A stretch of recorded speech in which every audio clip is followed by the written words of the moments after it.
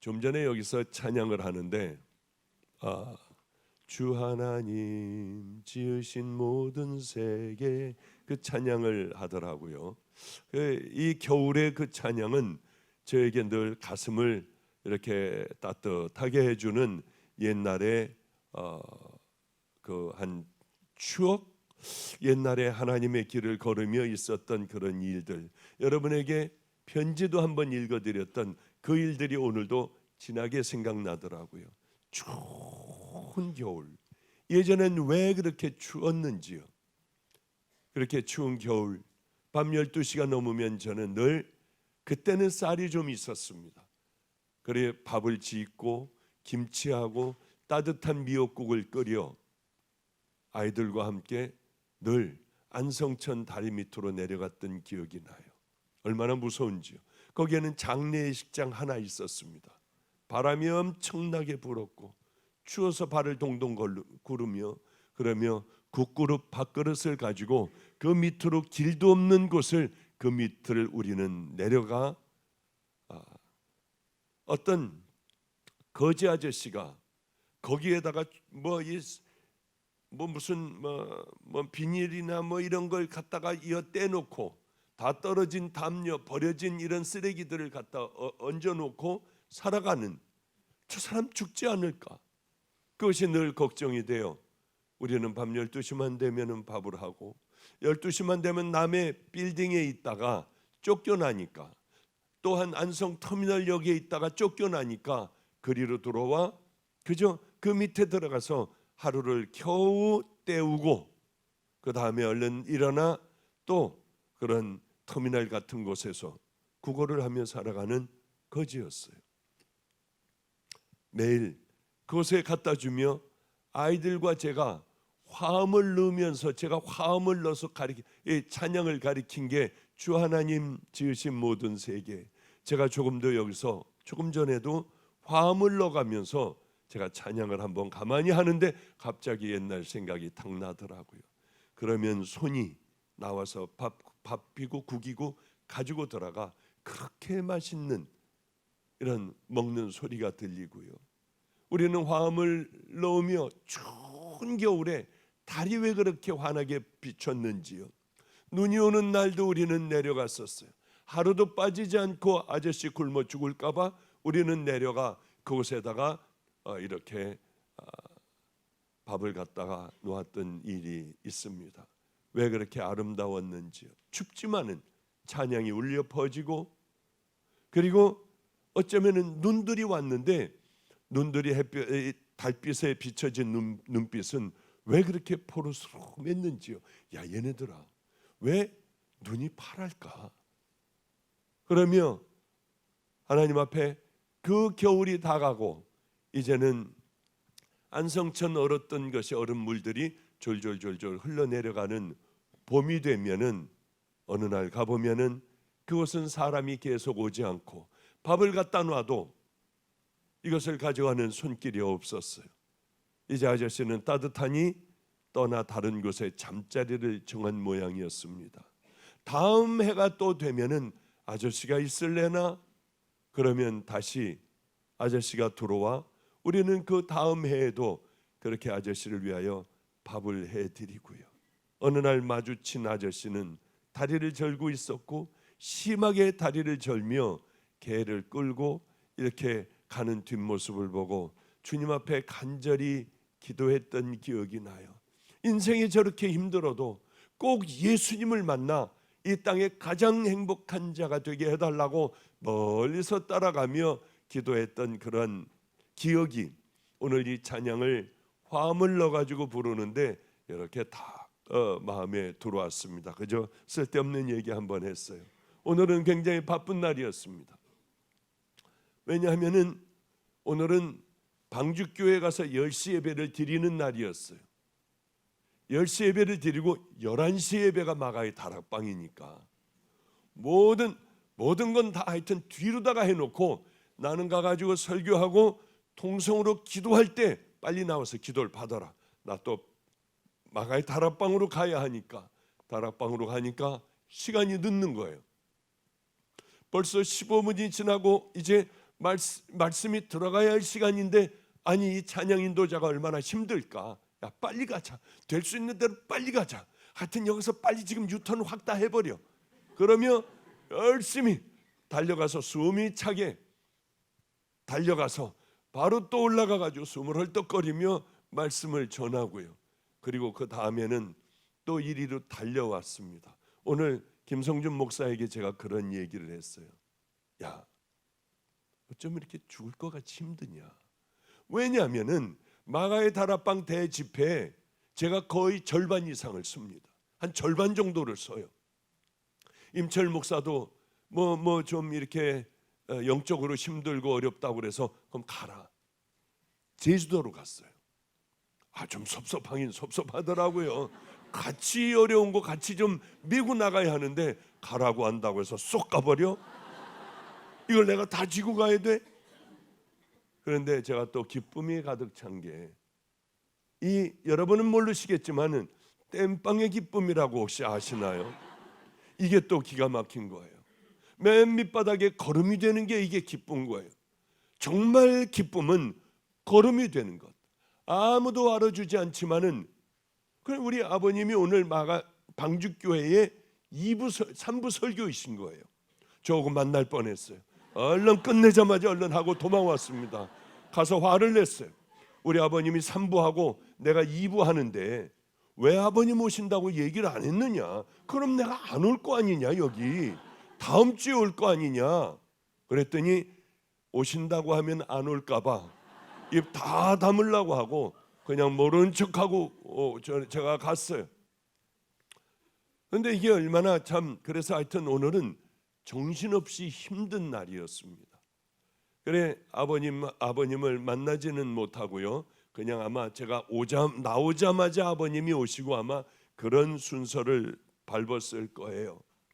그런데 우리 아버님과 이렇게 만나 뵈면은 가끔가다 이제 식사를 월요일 날 합니다. 제가 시간이 있을 때는 가요.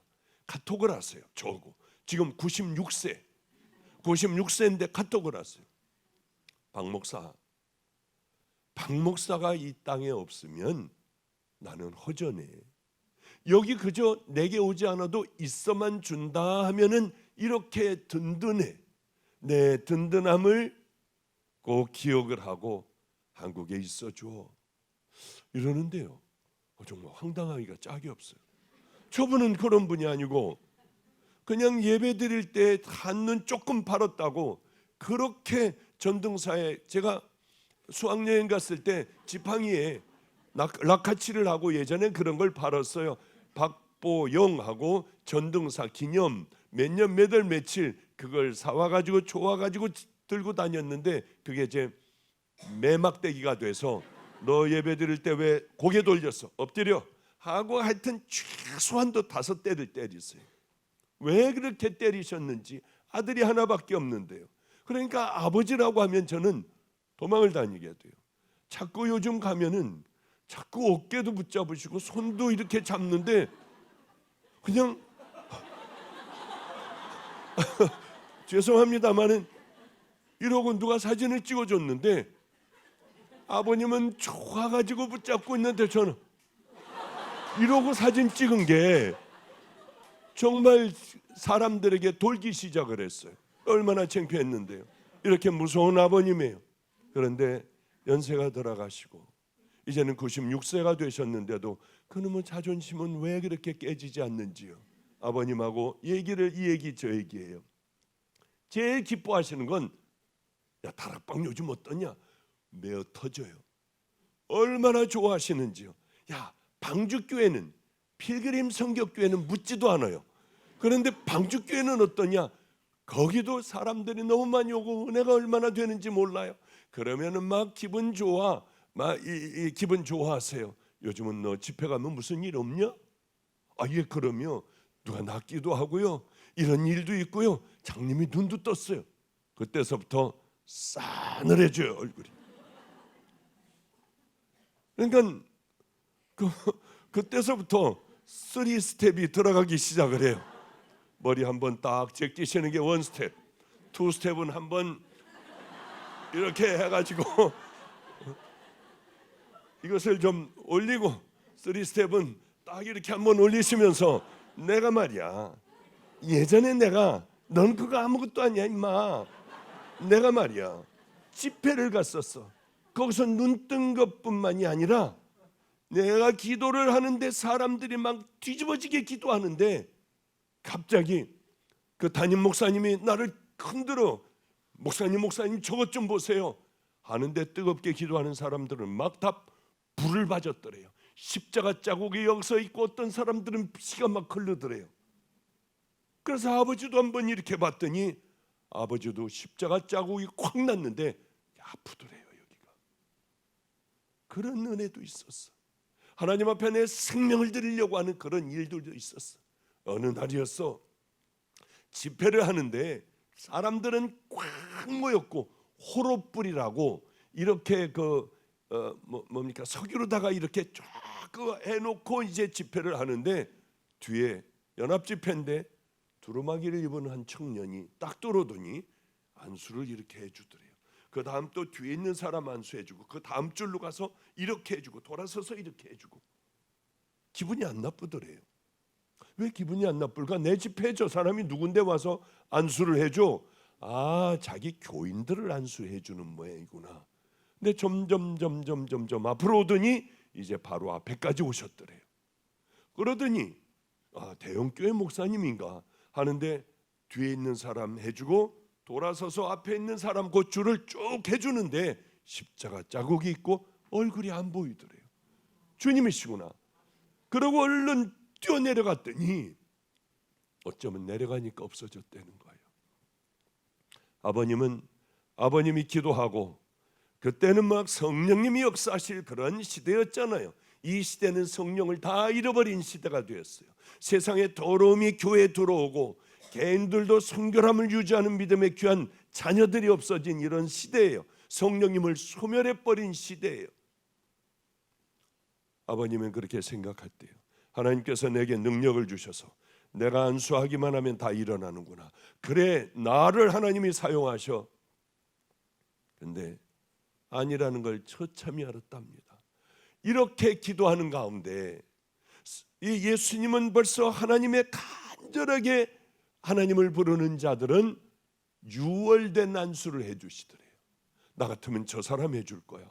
그러면 그 사람을 잡더라는 거야. 저렇게 뜨겁게 간절하게 목말라 기도하는 저 사람을 나 같으면 해줄 거야.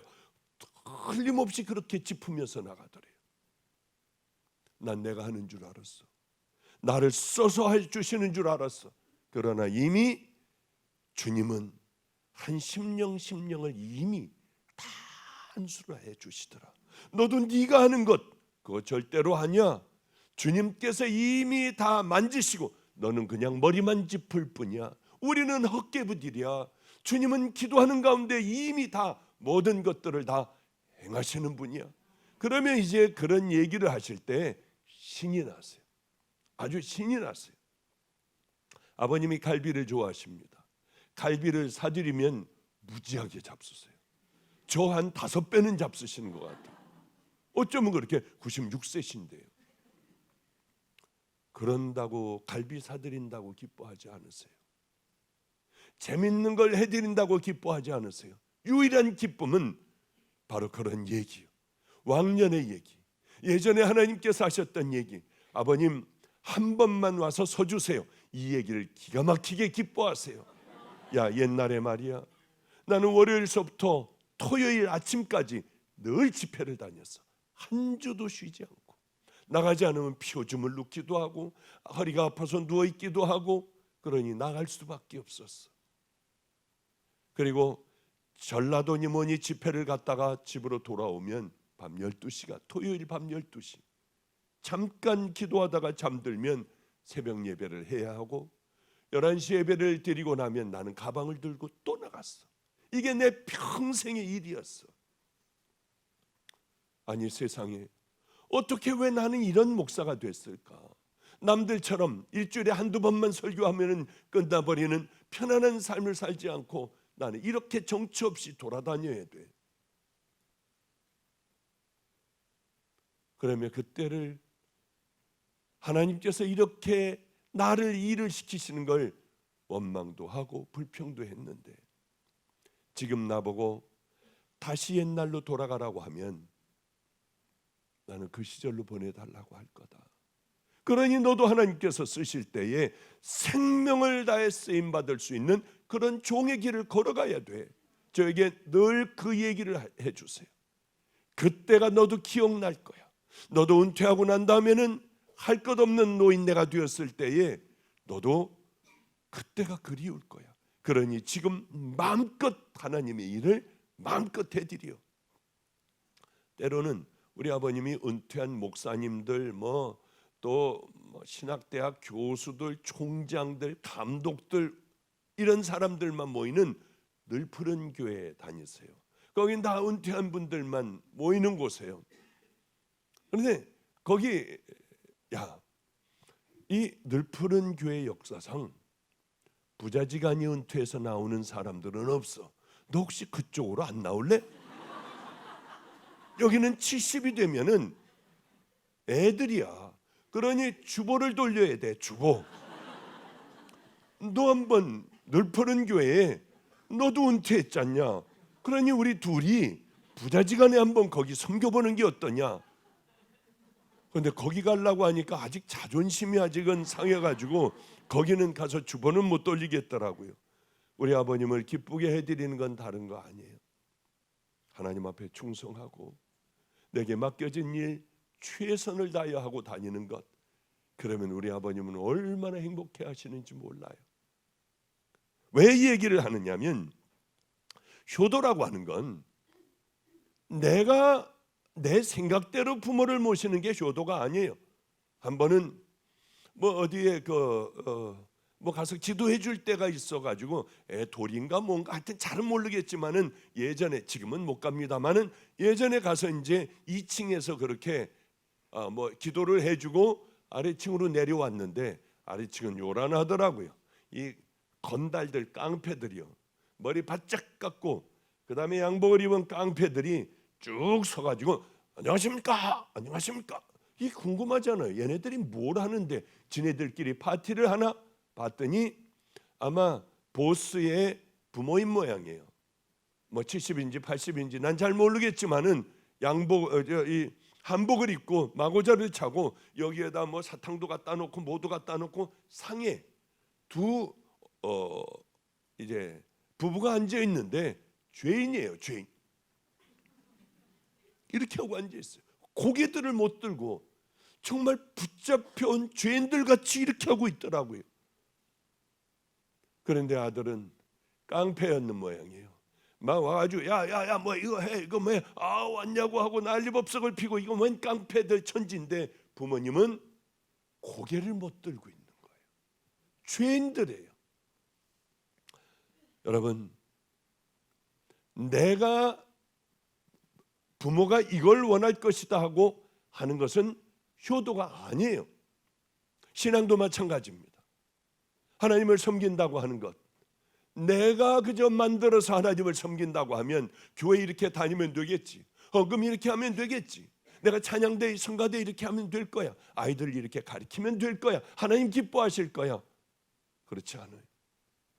하나님이 기뻐하시는 것을 해드리는 것이 우리들은 참 신앙이라고 하는 것이고, 부모가 기뻐하시는 것을 열심히 해드리는 것을 부모들은 효도받았다고 생각을 하세요. 마찬가지입니다. 이스라엘 지금 모세가 이스라엘 백성들을 모아놓고 하나님 대신에 하나님의 심정을 얘기하고 있습니다. 이스라엘아, 하나님께서 너희들에게 요구하시는 것이 무엇인 줄 아니? 이스라엘 백성들은 우리는 하나님의 자녀들이야, 하나님의 백성이야 자신이 있었습니다. 이 사람들은 그래서 하나님 앞에 열심히 제사를 지냈어요. 열심히 하나님 율법을 지키면서 열심히 살았어요. 그런데 하나님 편에서는 이게 아닌 거예요. 마치 조폭들의 부모와 같이 이거 아닌 거예요. 그래서 모세를 통하여 하나님은 말씀하세요. 내가 원하는 것이 뭔 줄 아니? 첫째, 오늘 본문의 말씀입니다. 이스라엘아, 내 하나님 여호와께서 내게 요구하시는 것이 무엇이냐? 그 곧 내 하나님 여호와를 경외하여. 너희들 나를 경외하라고 하는 거예요. 경외라는 말 우리가 많이 듣지 않습니까? 한국에서는 제대로, 남한에서는 제대로 못 듣습니다만은 북한에서는 경외하는 수령, 김정일 동지, 김일성, 아바이 이런 얘기를 쓰잖아요. 경외라고 하는 건 어떤 얘기냐면 존경하는 것 외에 두려워하는 거예요. 두려워하는 것도 들어가 있어요. 존경만 하면 소용이 없어요. 하나님을 존경하고 하나님을 사랑하는 것으로 우리는 이 땅에 승리할 수가 없습니다. 하나님을 두려워하고 하나님 앞에서 살아가지 않는다면 우리들의 신앙은 넘어질 수 있는 얼마든지 신앙이에요. 제가 여기서 한번 얘기했던 것 같습니다. 마가의 다락방이가 짐 베이커라고 하는 미국의 정점에 있는 목사가 있었어요. 세계 제일 큰 교회를 짓고 있었고 어마어마한 재단에 미국 역사상 처음으로 엄청난 돈을 모으고 있었습니다. 이분이 넘어졌어요. 아무도 상상하지도 못했던 일들이 일어났습니다. 징역이 20몇 년을 받았고 실제로 산 기간은 8년 몇 개월인가 그렇다고 해요. 한번 찾아보세요. 전 정확한 건 아니니까.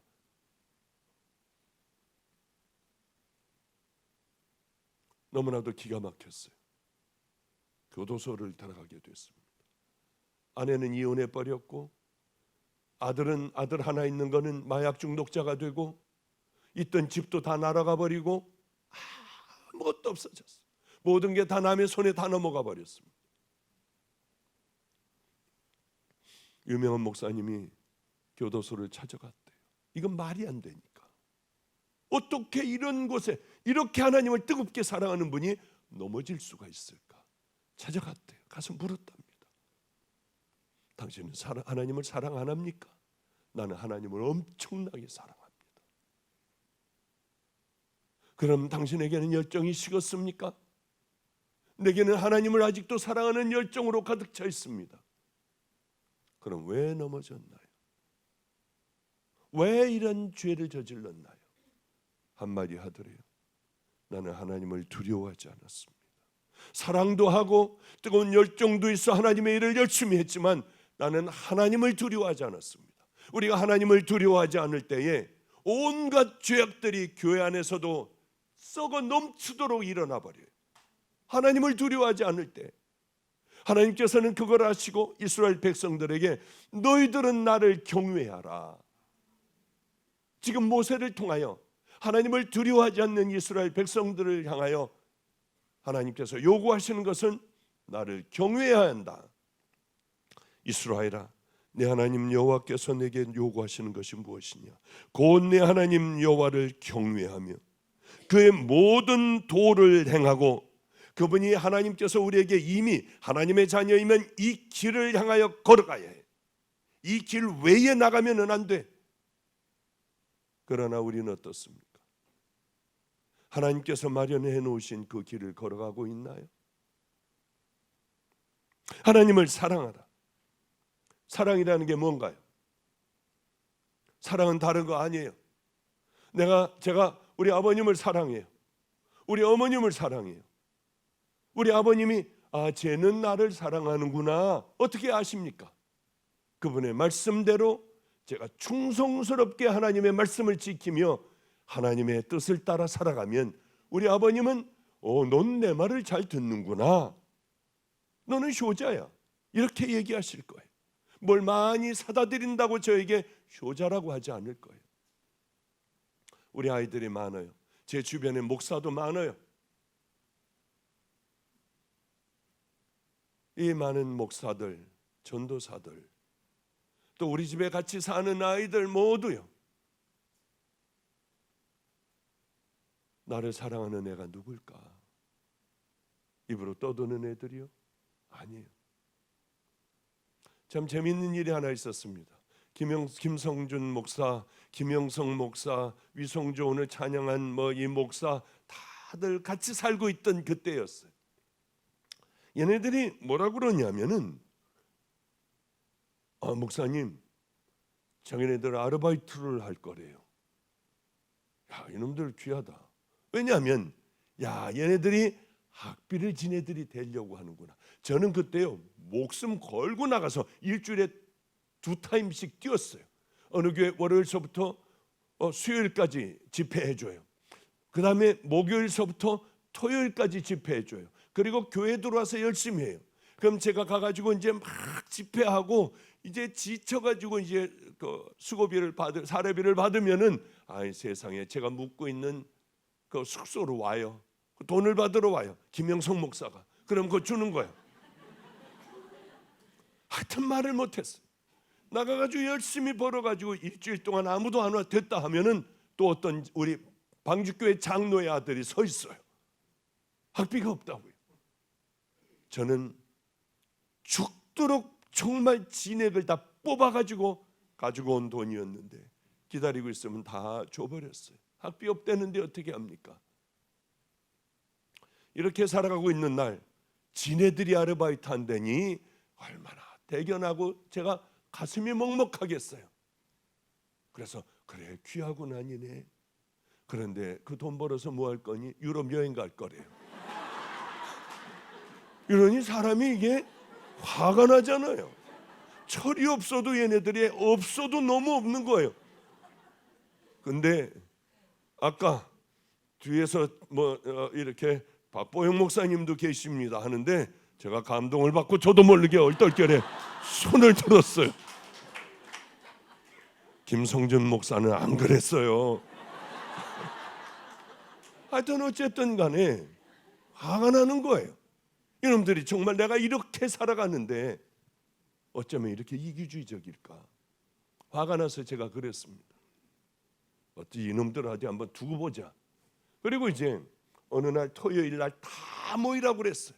다 모였습니다. 하나에도 빠지면 안 돼. 얘는 전도사로 나가 있는 애 뭐 전부 다 모였어요.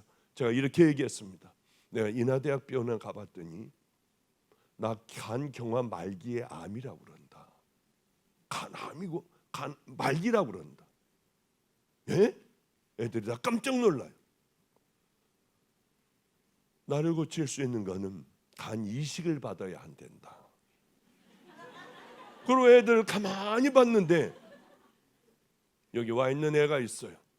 그놈은 그 얘기를 듣자마자 얼른 고개를 이렇게 숙이고 흔들고 기도를 하고 있더라고요. 제 바로 옆에 누가 있었는 줄 압니까? 제 바로 오른쪽 옆에 누구였어? 모르지. 그날 쭉 모인 날 내 바로 오른쪽 옆에 김성준 목사가 있었어요. 난 이제 곧 가니 너희들 열심히 살아가야 한다 했더니 제 1번으로 지금 아프리카로 가 있는 정태균 선교사가 있습니다. 그 선교사가 목사님 제 간을 확 다 가져가세요. 염려하지 말고 가져가세요. 그러더라고요. 근데 목사님 죄송한 건 제가 술을 많이 먹었잖아요 예전에. 그게 좀 너무 괴로워요. 그랬더니 제 바로 오른편에 있던 김성준 목사가 제 간을 가져갔어요. 야 너는 부모도 있고 다 그렇지 않냐? 염려하지 마세요. 월요일날 아예 바로 가세요. 그날이 토요일이었어요. 월요일날 저하고 가가지고 얼른 띄워드릴게요. 너 죽을 수도 있어. 염려하지 마시고 가져가시래요. 그러더니 서로들 지 걸 갖고 가라고 하며 울더라고요. 그런데 지금 보육원에 원장으로 있는 놈은 끝까지 고개를 숙이고 여기 앉아 있어요. 제가 점심까지 사줬습니다. 오늘 여기서 먹었어요. 국밥. 그런데 야야야 너 임마 너 머리 좀 들어봐. 그랬더니 이렇게 하고 드는데 보니까 울었어요. 너는 뭐 간 주고 그런 거 안 하냐? 그랬더니 얘가 뭐라고 그러냐면 목사님 간을 절개하려고 하면 여기서부터 뒤까지 수술 자국이 나고 이 갈비뼈 다 드러내고 하잖아요. 그래서 하나님 앞에 그렇게 기도했습니다. 하나님 이식 같은 거 말고 그냥 치료해 주세요. 정 안 된다면 나를 데려가 달라. 간 바꾸고 뭐고가 아니라 나를 죽이시고 우리 목사님 살려달라. 그리고 여자애들도요 옆에 있다가 자기 거 갖고 가라는 거예요. 그때 그렇구나, 이 자식들은 쓸데없는 놈들이야가 아니라 귀한 믿음의 아이들, 아직 철들이 안 들었지만 귀한 믿음의 용사들이 되겠다 했는데, 정말 이렇게 여기 담임도 되고요, 필그림 교회도 담임도 되고, 필그림 선교교회도 되고요, 그래도 다 이제 선교사들도 되고, 철들이 들어 귀한 은혜의 길들을 다 향해 가는구나. 그래요. 나를 어떻게, 얘네들이 정말 사랑하나 안 하나. 그랬더니 나중에 목사님은 거짓말할 뿐이 아니야, 이게 또 이렇게 돌아가더라고요. 그러더니 인하대학병원으로 가가지고 이 하나하나 다 찾아달라, 우리가 급해서 그렇다, 여기 없습니다. 그런 사람 많았습니다. 목사님은 거짓말하실 뿐이 아니니 가가지고 다 뒤지자, 어떻게든지 하자. 뭐 하여튼 그래 가지고 제가 겨우 얘네들은 나를 정말 마음으로 사랑하는구나 깨닫고 그랬던 기억이 있습니다. 사랑한다는 게 뭘까요? 사랑한다는 건 이야기를 듣는 거예요. 생명을 다해 주는 거예요. 그리고 저 사람의 생명과 내 생명을 바꿔줄 수 있는 것, 우리 주님을 위하여 얼마든지 죽을 수 있는 것, 주님의 말씀이라고 하면, 원수 사랑하라고 하면 나는 도저히 안 되지만 목숨을 걸고 한번 해는 보는 것, 내 자존심을 십자가에 못 박아버리고 주님의 영광을 위해서라면 그렇게 하는 것. 저는 주님을 만났을 때가 있었습니다. 처음 만났을 때요. 의사였으니 뭘 알겠어요. 또 교회라고 하면 정이 떨어져서 쳐다도 안 봤는데, 목사의 아들로 태어났지만 쳐다도 안 봤어요. 주님을 처음 만나는 그 순간에 내가 뭘 드릴까, 이렇게 기도했어요. 하나님 위에 절대로 세상에 어떤 것도 놓지 않게 하여 주세요. 넷째가 하나님만 섬기라고 하는 거예요. 절대로 어떤 것도 저는 하나님 위에다가는 안 놓겠습니다. 돈, 가지고 있는 건물, 땅, 집 싹 다 팔아서 가난한 사람들에게 줄 수 있었어요. 명예 쳐다보지도 않았어요. 친구들, 그렇게 많은 친구들은 저 죽은 줄 알고, 뭐 누구는 제가 절에 가서 중이 됐다고 하는 애들도 있고요. 저는 행방불명자로 돼 있어요. 지금도 행방불명자로 돼 있어요. 의사회고 뭐고 이런 것들이고. 너무 행복해요. 친구들이고 뭐고 버리고 저는 이 길로 누가 뭐라고 하건 힘들게 버려진 애들, 깡패들, 노숙자들, 알코올 중독자들하고 그 많은 세월들을 살았습니다. 전 너무 기쁜 일이 있어요. 제가 왜 한수 얘기했잖아요. 강한수 얘기했잖아요. 깡패였어요. 애들 거의 다 죽이다시피 해요. 제가 알고 있는 애들이 살인을 해가지고 지금 다 들어가 있다고 그래요.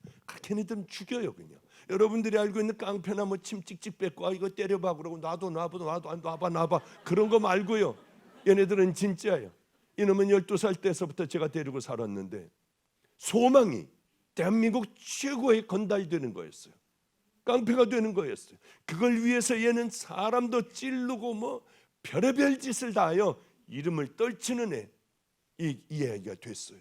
결국은 지가 원하는 게 됐어요. 36살 크리스마스 예배에 이 아이가 제가 그렇게 보고 싶더래요. 저하고 함께 살며 먹을 게 없어 도망을 갔거든요. 먹을 게 없어서 너무 추웠대요. 자기가 돈 많이 벌어오겠다고 하고 13살 때인가 13살 때쯤에 나갔습니다. 후반기에. 그래서 그때서부터 조직폭력에 몸을 담고 소년원은 수도 없이 들어가 있었고요.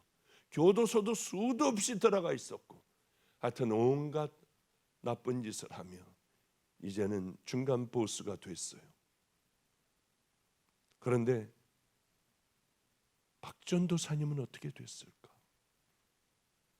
예전에 우리 함께 살던 안성의 시온성교회로 얘가 찾아갔습니다.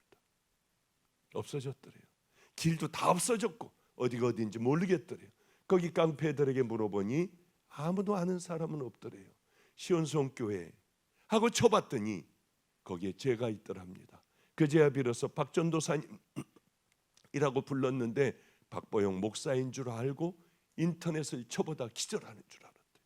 자기가 목사님을 1,000만 원을, 이 300일인 줄 알았는데 1,000만 원을 갖고 갖다 드리려고 이제 외국으로 나가 정말 본격적인 외국의 깡패의 그 삶을 살아가려고 저에게 1,000만 원을 주고 가려고 했는데 제가 이미 높은 사람이 되어 있더래요.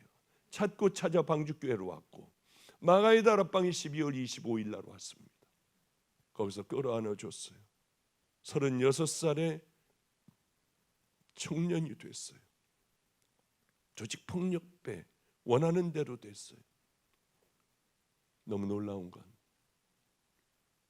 3주 동안에 어쩌면 단 하루도 빼지 않고 기도원을 오느냐고요. 여기 예배도 왔어요. 박수도 치고 이제 아멘도 하고 사람들 찬양할 때 이렇게 흔드는 것도 할 줄 알아요. 흔들어요 같이. 아멘도 할 줄 알고. 그런데 너무 감사한 건 바로 며칠 전에 얘가 같이 밥을 먹는데 이런 얘기를 하는 거예요. 며칠 전에 그렇게 울었대요. 예배를 드리다가 엎드려 울었대요. 내가 왜 이렇게 살았을까? 자기가 살아온 삶이 너무 기가 막히더라는 거예요. 그게 슬퍼 얼마나 울었는지 모른대요. 그래서 제가 그랬어요. 그걸 전문적인 우리 측의 전문적인 용어는 회개라고 하는 거다. 너 그렇게 되면은 이게 너는 믿음의 귀한 용사가 되고 이제는 하나님의 자녀가 된 거야. 오늘도 길튼 교회 가서 열심히 찬양하고 지금 예배 다 계속 하루 종일 예배 드리고 있을 거예요. 어쩌면 3주 동안 단 한 번도 빠지지 않고 오느냐고요. 너무 행복했어요. 그래요. 다른 건 몰라요. 저는 교회는 벌써 막 잊어버린 지 오래고 제 기도의 중심이 아니라 끄트머리에 가끔 생각날 때마다 한 번씩 던진 그 기도를 통하여 얘가 돌아오더라고요. 나 이제 조직폭력배의 생활은 그만두겠다. 친구하고 후배들에게 다 얘기했고 곧 이제 아직은 못했대요. 곧 선배들에게 얘기한대요. 선배들에게 하면 너 뭐 잘리고 뭐 이렇게 해가지고 테러 당하고 나오는 거 아니니? 목사님 아직 그런 정도의 아래는 아니고요. 자기는 위쪽에 있다고 하며 그러더라고요. 이제 다시는 안 할 거래요. 그러면 걱정이 내가 이렇게 편안하게 돈 벌고 갈취하고 이렇게 편안하게 한 번에 가서 다 뿌리고 쓰고 이 삶을 여태까지 살아왔는데 과연 열심히 아르바이트하고 일하며 이걸 내가 견뎌낼 수 있을까? 이걸 위하여 기도해달라고 하더라고요. 참 행복했어요. 하나님을 사랑하라. 하나님만을 섬겨라. 맨 마지막에는 하나님의 명령과 규례를 너희들은 지켜라. 그러면 나머지는 하나님께서 하시겠다고 해요. 자, 문제가 하나가 있습니다. 철저하게 이렇게 회개하고 이제는 시작을 하는데 하나님을 경외해야 돼요. 하나님을 사랑해야 돼요. 하나님의 도를 따라 그 길을 향해 걸어가야 돼요. 하나님의 율법과 율례를 지키며 살아가야 돼요. 지금 이스라엘 백성들에게 모세는 하나님을 대신하여 하나님의 마음을 전했습니다. 이스라엘 백성들은 어떻게 해야 할 것을 이미 다 알고 있었어요. 고개를 끄덕거렸어요. 그런데 하나님의 말씀에 순종할 수가 없었습니다. 마치 여러분과 동일하게. 왜? 내가 이렇게 하나님의 말씀을 듣고 거듭나고 변하려고 하면은 내 이 속사람이 변해야 해요. 이스라엘 백성들이 속사람 자체가 변해야 하는데 변하지를 못하니 하나님의 말씀을 들어드릴 수가 없었어요. 저는 요 전반의 설교에 그런 예를 들었습니다. 남자애들 깡패뿐만이 아니라 여자애들 몸 파는 애들이 있어요. 할렐루야 얘네들이 빠져나오기도 하고 뭐 다 오기도 했는데 얘네들이 제 생일이나 뭐 추석이나 명절이 되면 피에르 가르댕 아직도 잊어버리질 않아요. 피자 이렇게 꺾여 있는 지갑 벨트 또 과일 떡 같은 걸 사와요. 이걸 먹겠냐고요. 제가 이걸 사오려면 쟤네들이 손님을 몇 번을 받아야 하는데 이걸 어떻게 차고 다녀요? 밤만 되면 그걸 붙들고 그렇게 울었던 기억이 나요. 이게 제가 기쁠까요? 그 돈으로 이렇게 사가지고 오고 차보지 못했던 피에르 가르댕이라고 하는 이 벨트를 하고 지갑을 여기다 넣고 다니는 제가 행복하냐고요? 그걸 넣고 다닐 수가 있냐고요? 이 아이들은 이렇게 하면 우리 목사님이 기뻐하실 거야 하고 사오는 거예요. 이것보다 제가 뭐가 더 기쁘겠습니까? 100배 1000배 기쁜 것은 이 아이들이 주님 앞에 무릎을 꿇고 울며 이제는 바른 믿음의 길을 향해 걸어가는 거예요. 얘네들은 그렇게 할 수가 없었어요. 끌어안고 기도를 해줘도 얘네들은 그럴 수가 없었어요. 왜 그러냐면 이 속이 깊이 변화돼야 하는데 얘네들이 목욕탕에 가서 깨끗하게 목욕을 하고 병원에 가서 깨끗하게 다 소독을 하고 그리고 깨끗한 옷으로 갈아입었다고 하여 얘네들이 요조 숙녀냐는 거예요. 그럴 수가 없어요. 속 사람이 변하기만 하면은 얘네들은 요조 숙녀가 얼마든지 하나님께서 기뻐하시는 아이들로 다 받아들일 수 있어요. 너무 감사하게 그 아들 중에 검정고시를 보고요. 그리고 중학교 다 하고 고등학교 다 시험 봤다고 하고 좋아서 길길이 같이 손 붙잡고 뛰고요. 이랬던 날들이, 그리고 떠나는 그 날들이 저를 가장 기쁘게 했던 날이에요. 마찬가지입니다. 겉모습만 이렇게 깨끗하게 교회에 나와 우리가 예배를 드린다고 우리를 향하여 너희는 천국 백성이야, 너희는 성도야 하지 않으실 거예요. 이렇게 여러분들 청함을 받은 사람들은 꽤 많아요. 그런데 이 가운데 과연 택함을 받은 사람들은 몇 명이나 되느냐?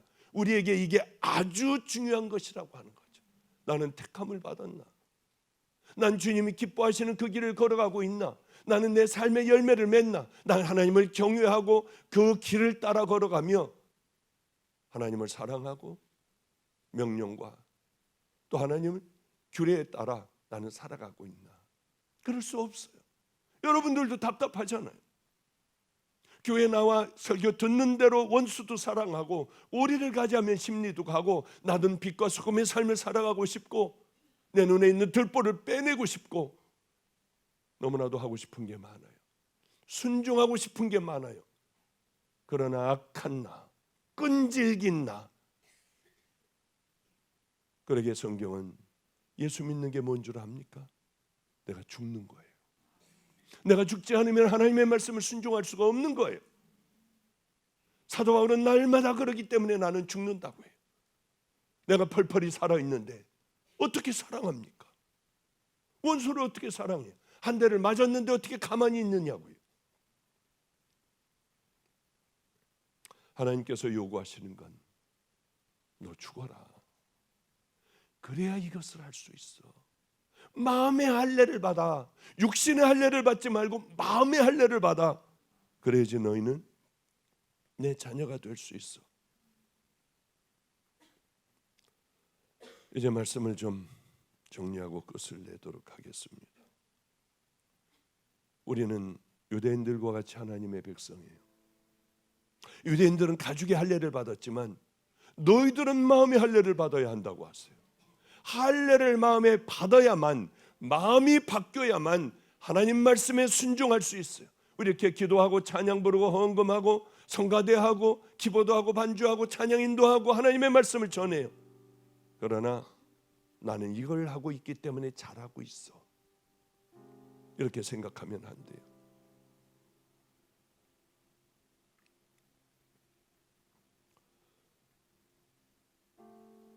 마지막에 너는 목을 곧게 하지 말아라. 다 풍족할 때 목이 곧아질 수 있어요. 여기 들어오기 전에 김성준 목사에게 이렇게 얘기했습니다. 김성준 목사가 없을 때 그 방에 들어가면은 TV 화면이 쫙 나와 있고 여기 뭐 저 뒤에 예배 드리는 태도, 이 예배 이쪽 반 오른쪽 전부 방 안에서 전부 볼 수 있어요. 제가 좀 빨리 왔거든요. 거기서 이렇게 보며 이렇게 얘기했어요. 저 성준이 앞으로 5년 7년 후면은 많은 사람들이 다 알아보는 귀한 목사의 길을 걸어갈 거다. 저는 놔두지 않아요. 오늘도 여기 들어오기 전에 바로 얘기했습니다. 너 5년 7년 후에 이 교회 떠날 생각해. 그래서 우리는 아프리카에 가는 거야. 너 맨 앞장서 뚫어가. 북쪽을 향해 척박한 데를 우린 뚫어가는 거예요. 이것은 다음 사람들도 할 사람들에게 맡겨버리고 우리는 척박한 아프리카를 향하여 열심히 생명을 다하는 거예요. 내가 너희들의 인생을 가장 하나님 앞에 아름다운 인생으로 올려드려야 하잖아. 사람들이 박수치는 그런 인생이 아니라 하나님께서 너를 인정해 주시는 우리 그 믿음의 길을 걸어가기만 하자. 목사님의 그 얘기를 들으니까 가슴이 떨려요. 언제든지 버리고 아프리카로 향해 달려갈 수 있습니다.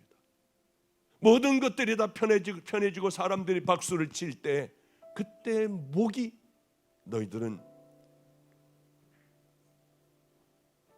고든 백성이 돼. 저희가 견고한 성들과 기름진 땅을 취하고 모든 아름다운 물건을 채운 집을 파서 만든 우물과 포도원과 감람원과 허다한 과목을 차지하여 배불리 먹어 살찌고 주의 큰 복을 즐겨 싸우니 저희가 오히려 순종치 아니하고 주를 거역하며, 우리가 주를 거역할 때쯤, 사람들의 박수가 우리에게 쏟아질 때쯤에 우리는 얼른 아무 박수 없는 아프리카로 떠나자. 예, 목사님, 생각만 해도 가슴이 두근거려요. 우리 성도들도 마찬가지입니다. 박수 받는 자리에 있지 마세요. 늘 힘들고 어려운 자리, 아무도 가 있지 않는 자리, 그 자리가 우리의 자리가 되어야 돼요. 하나님 앞에만 영광을 올려드리는 은혜의 자리가 되어야 합니다. 이제 말씀을 마칠게요. 성도 여러분들, 우리는 다른 신앙을 가져야 돼요. 세상과 다른 신앙은 성경 그대로 걸어가는 겁니다. 설명할 필요도 없어요. 원수를 사랑하라면 사랑해 버리는 거예요. 좁은 길을 걸어가라면 나를 십자가에 못 박아야만 걸어갈 수 있는 길이기에 걸어가는 거예요. 실망하지 마세요. 좌절할 필요도 없어요. 이제서부터 시작하면 되고, 일어나 걸어가다 넘어지면 또 일어나면 돼요. 걸어가다 또 넘어지면 또 일어나면 돼요. 이게 우리들 성도의 생애가 되어야 합니다. 작은 것부터 싸워 믿음으로 승리하는 은혜의 자녀들 되시기를 주님의 이름으로 축복합니다.